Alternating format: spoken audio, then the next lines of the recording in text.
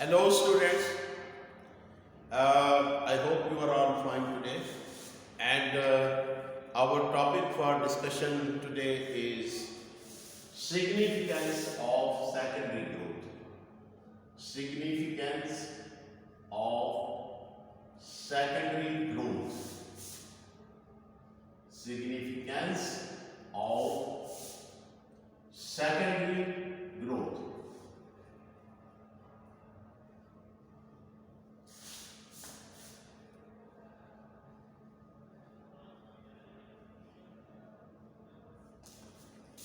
ये topic FSc की जो सेकेंड ईयर की बायोलॉजी है, इसका चैप्टर नंबर जो 16 है उसका टॉपिक है ये, यानी चैप्टर नंबर 16 का टॉपिक है significance of secondary growth.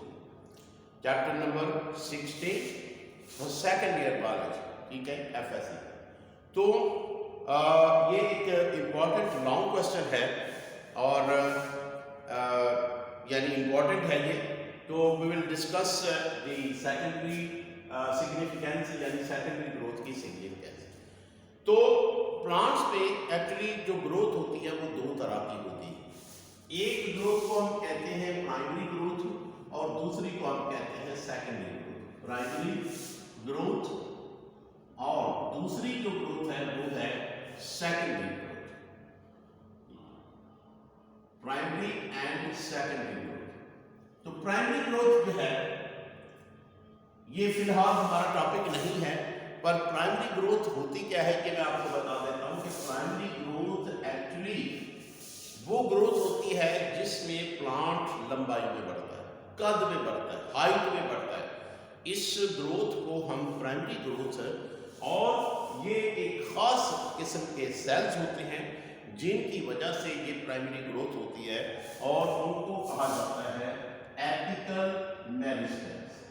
Apical meristems, ठीक है। एपिकल मेरिस्टेम्स से मुराद ये है ऐसे सेल्स जो कि प्लांट के एपेक्स यानी हाईएस्ट पॉइंट है उसका वहां पे पाए जाते हैं और जो लोएस्ट पॉइंट है वहां पे, यानी प्लांट जो है वो कद में ऊपर भी बढ़ता है, नीचे रूट्स उसकी जो है वो ग्रो करती हैं, ऊपर उसकी शूट्स ग्रो करती हैं और इस तरह से प्लांट जो है वो लंबाई में बढ़ता है। इसको हम प्राइमरी ग्रोथ कहते हैं।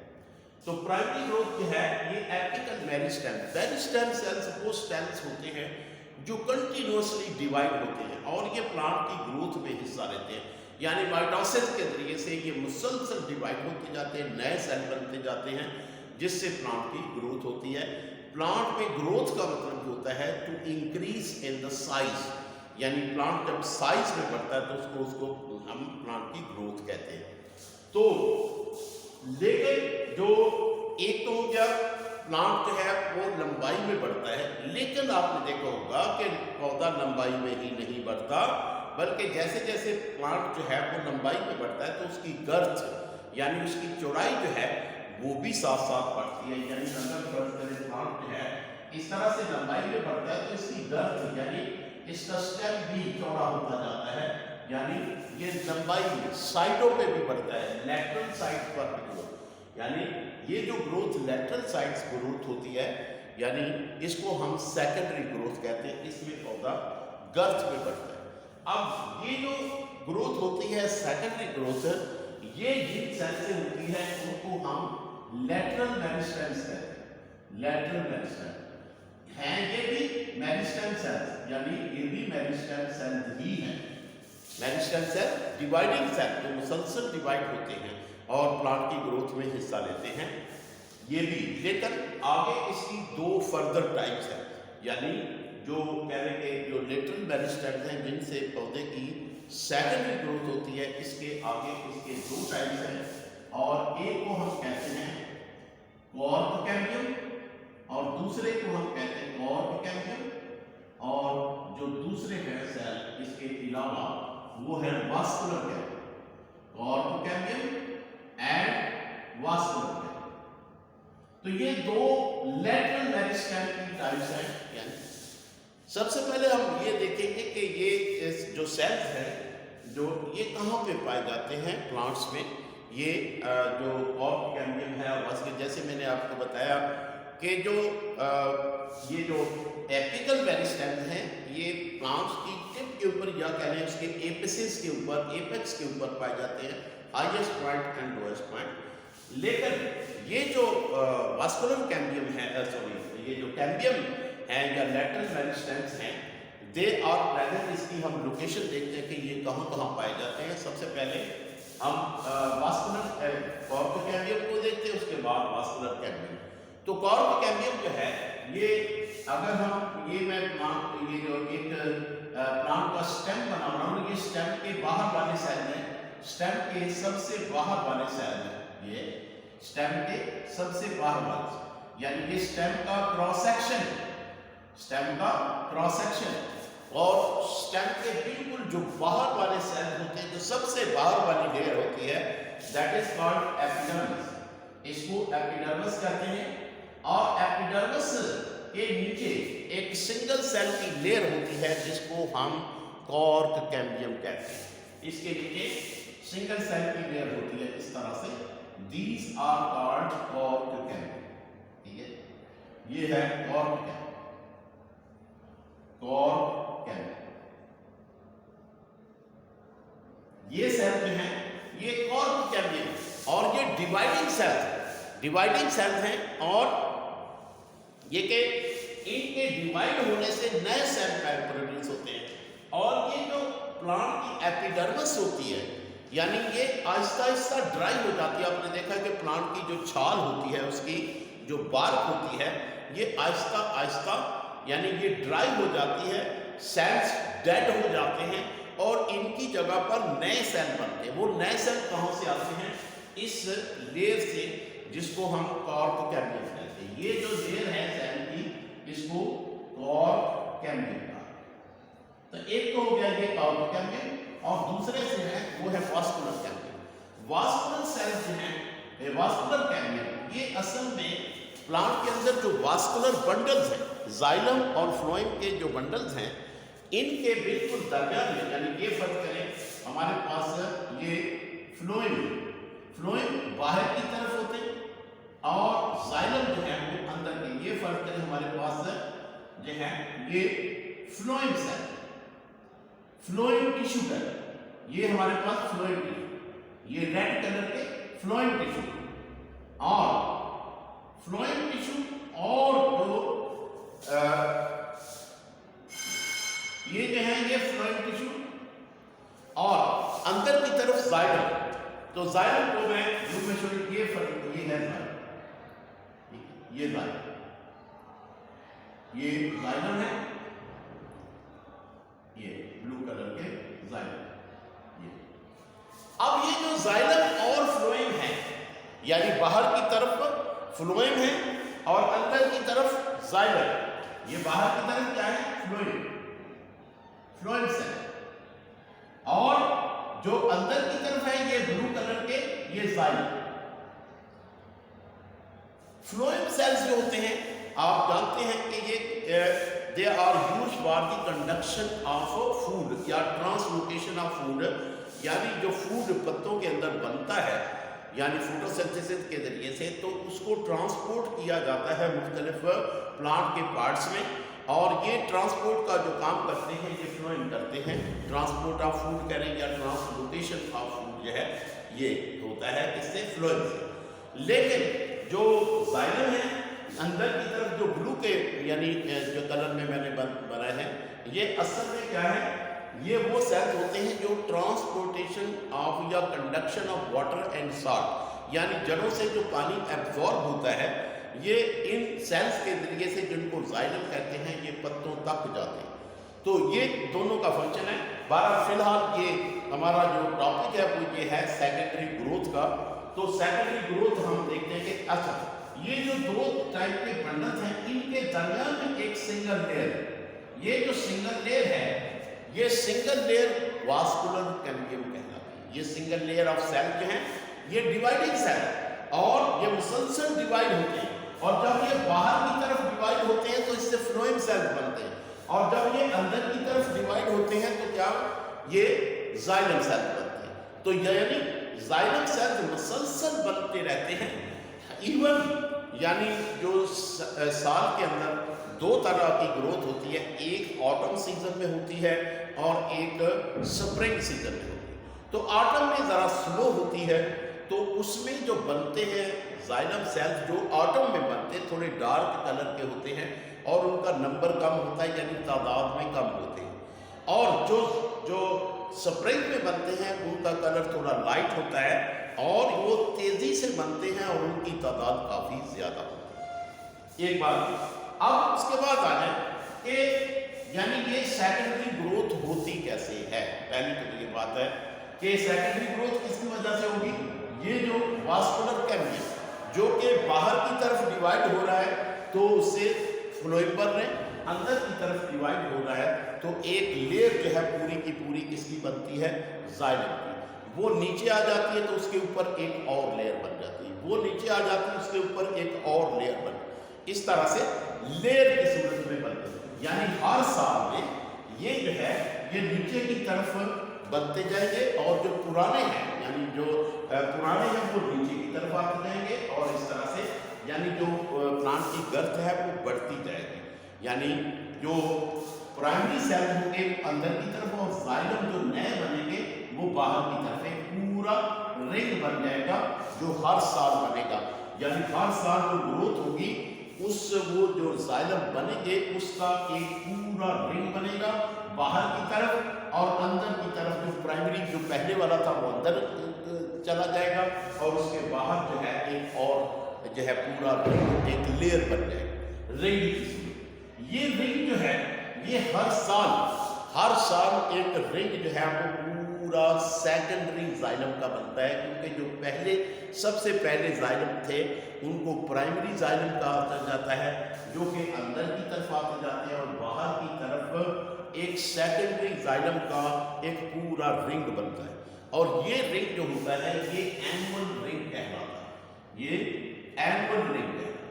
एनुअल रिंग यानी जब भी आप किसी भी यानी प्लांट का स्टेम जो है उसको इस तरह से क्रॉस सेक्शन में काटेंगे, यानी ये फर्क करें प्लांट का या इसका एक स्टेम है किसी भी प्लांट का, तो इस स्टेम में जब भी आप इसको काटेंगे इसमें आपको इस तरह से रिंग नजर आए, इस तरह से रिंग नजर आए। ये रिंग जो होते हैं ये एनुअल रिंग्स होते हैं और ये जाइलम यानी बनाते हैं, यानी जाइलम की जब ग्रोथ होती सेकेंडरी जाइलम, हर साल सेकेंडरी जाइलम का एक रिंग बनता है। ये पहले साल में बना, ये दूसरे में, ये तीसरे में, तो इस तरह से यानी हम किसी भी प्लांट की उम्र का अंदाज़ा लगा सकते हैं उसका तना काट के कि इसकी उम्र कितनी है bye counting the annual ring. Annual rings को काउंट करके हम किसी भी प्लांट की उम्र का बता सकते हैं कि इसकी उम्र इतनी थी या इतने साल। ठीक है, ये इसकी सिग्निफिकेंस है कि पहली के जो प्लांट है उसके यानी कि जो सेकेंडरी ग्रोथ है उसकी वजह से किसी भी प्लांट की उम्र का अंदाज़ा लगाया जा सकता है bye counting the annual rings. ये बात। और ये बात कि जो सेकेंडरी जाइलम है जो ताज़े हैं, जो जवान हैं, यंग है, ये जो प्लांट यानी जो सेकेंडरी जाइलम होते हैं जो बाहर की तरफ होते हैं, ये यानी जो जाइलम है इनमें प्लांट इसमें से कंडक्शन का काम लेते हैं। कंडक्शन से मुराद है कि इसमें पानी और साल्ट जो होता है वो कंडक्ट होता है रूट से लेकर लीव्स तक। तो लेकिन ये जो दरमियान में पुराने हैं यानी जो अंदर की तरफ पुराने पहले बने थे, ये जो यानी जो जाइलम है इनको प्राइमरी जाइलम कहा जाता है और ये पुराने हैं क्योंकि इसलिए, और इनसे पौधा कंडक्शन का काम नहीं लेता। ये यानी इसमें फिर क्या होता है कि प्लांट इसमें से कोई और काम लेता, जैसे मैंने आपको एक्सक्रीशन इन प्लांट में बताया था कि ये जो पुराने जाइलम है प्राइमरी जाइलम, इनमें पौधा अपनी वेस्ट प्रोडक्ट जमा करना शुरू कर देता है।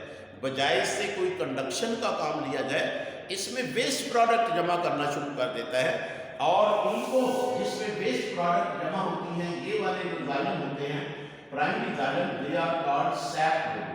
इसको हम हार्डवुड कहते हैं।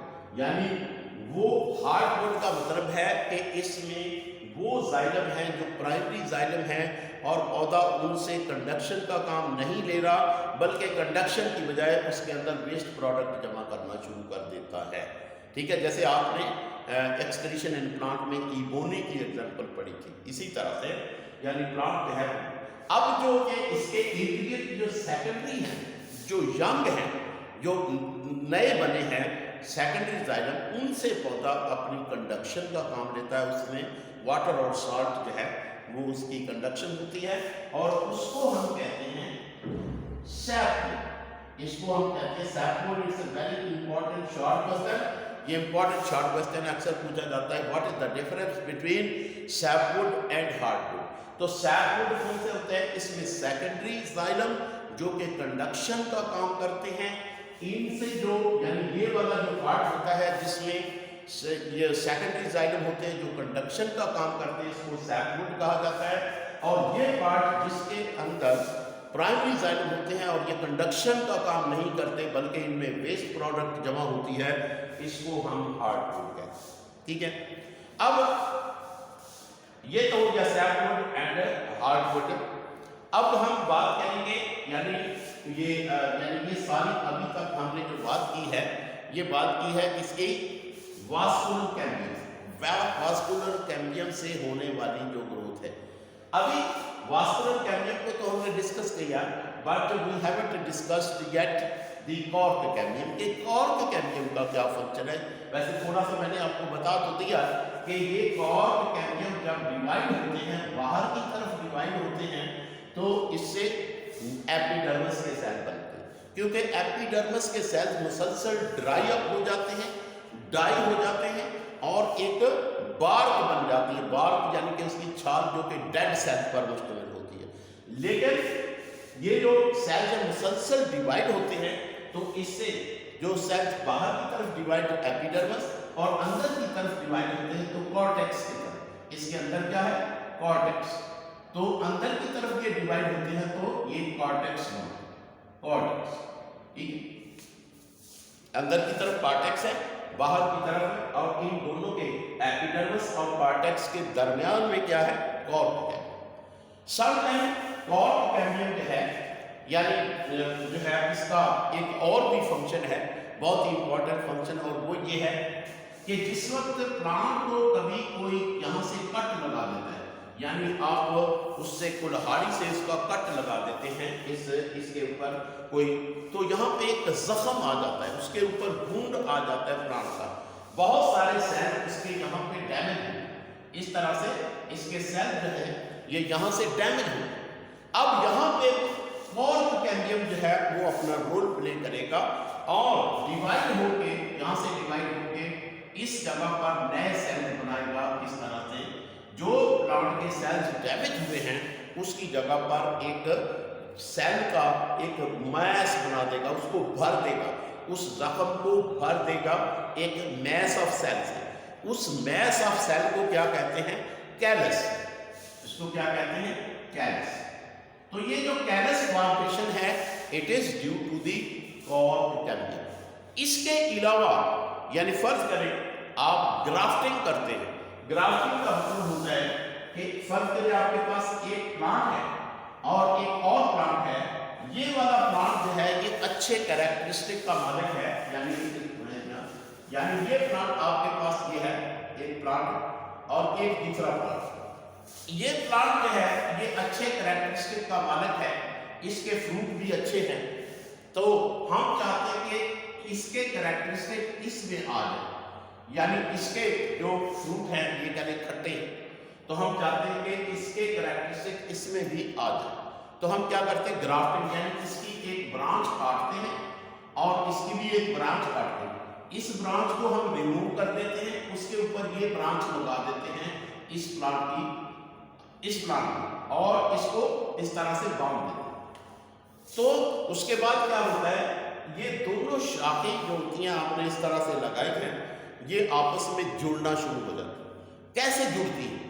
ड्यू टू दी यानी due to the role of cork cambium. ये जो कॉर्क कैम्बियम के सेल्स हैं ये आप यानी इस तरह से डिवाइड होना शुरू हो जाते हैं और दोनों शाखें आपस में जुड़ना शुरू हो जाती हैं। यानी ग्राफ्टिंग के दौरान भी जो कॉर्क कैम्बियम होता है ये अपना रोल प्ले करता है और दो शाखों के दरमियान में यानी जो जोड़ होता है, जैसे हड्डी में जब हड्डी टूट जाती है तो उसके दरमियान में जोड़ लगता है जिसको सॉफ्ट कैलस कहते हैं।